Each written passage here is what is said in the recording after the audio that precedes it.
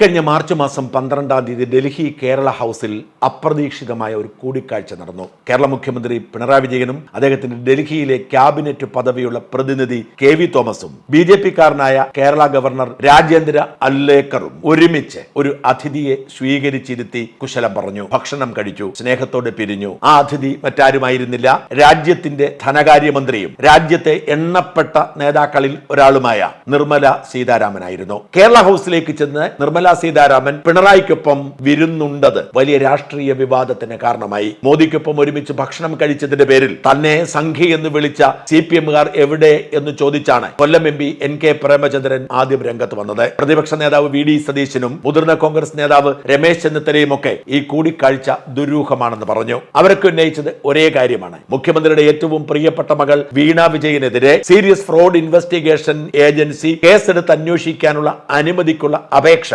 നിർമ്മല സീതാരാമൻ മന്ത്രിയായിരിക്കുന്ന കേന്ദ്ര കമ്പനികാര്യ മന്ത്രാലയത്തിൽ കിടക്കുമ്പോൾ ഈ കൂടിക്കാഴ്ച ആ കേസ് അട്ടിമറിക്കുന്നതിന് വേണ്ടിയാണ് എന്ന് സംശയിക്കേണ്ടിയിരിക്കുന്നു എന്നായിരുന്നു ആരോപണം. മുഖ്യമന്ത്രിയോ നിർമ്മല സീതാരാമനോ ഒരക്ഷരം പോലും പറഞ്ഞില്ല. BJP-യിലേക്ക് ചേക്കേറിയ മുൻ IPS-കാരനായ പിണറായി വിജയന്റെ ബദ്ധശത്രുവായ അഴിമതിക്കെതിരെ പോരാടിയത് കൊണ്ട് ബലിയാടായ ജേക്കബ് തോമസ് നിർമ്മല സീതാരാമനെ വിമർശിച്ചുകൊണ്ട് രംഗത്ത് വന്നു. അങ്ങനെ വലിയ രാഷ്ട്രീയ വിവാദങ്ങൾ തുടരുന്നതിനിടയിൽ അങ്ങനെയൊന്നുമല്ല എന്ന സൂചനയുമായി നിർമ്മല ആദ്യം രംഗത്ത് വന്നത് കേരളത്തിലെ നോക്കുകൂലിയെ കുറിച്ച് കൃത്യമായി രാജ്യസഭയിൽ ജോൺ ബ്രിട്ടാസ് അടക്കമുള്ള CPM നേതാക്കളെ പൊളിച്ചടുക്കിക്കൊണ്ടാണ്. ഈ കൂടിക്കാഴ്ച വിഫലമാണ് എന്ന പ്രതീക്ഷ അന്നേ പലർക്കും തോന്നിയിരുന്നു. എന്നാൽ അത് പൂർണ്ണമായും വിഫലമായി പോയി. നിർമ്മല സീതാരാമൻ കേന്ദ്ര ധനകാര്യമന്ത്രി എന്ന നിലയിൽ കേരളത്തിന്റെ മുഖ്യമന്ത്രി വിളിച്ച് വിരുന്നിൽ പോയി എന്നതിനപ്പുറത്തേക്ക് അതിൽ ഒരു രാഷ്ട്രീയവുമില്ല എന്നതിന്റെ തെളിവാണ് ഇന്നലെ പുറത്തു വന്ന ഉത്തരവ്. അതെ, മുഖ്യമന്ത്രിയുടെ മകൾ വീണ വിജയനെതിരെ ജാമ്യമില്ലാ വകുപ്പിൽ കേസെടുത്തുകൊണ്ട് കേന്ദ്ര കോർപ്പറേറ്റ് മന്ത്രാലയത്തിന്റെ അനുമതിയോടെ സീരിയസ് ഫ്രോഡ് ഇൻവെസ്റ്റിഗേഷൻ ഏജൻസി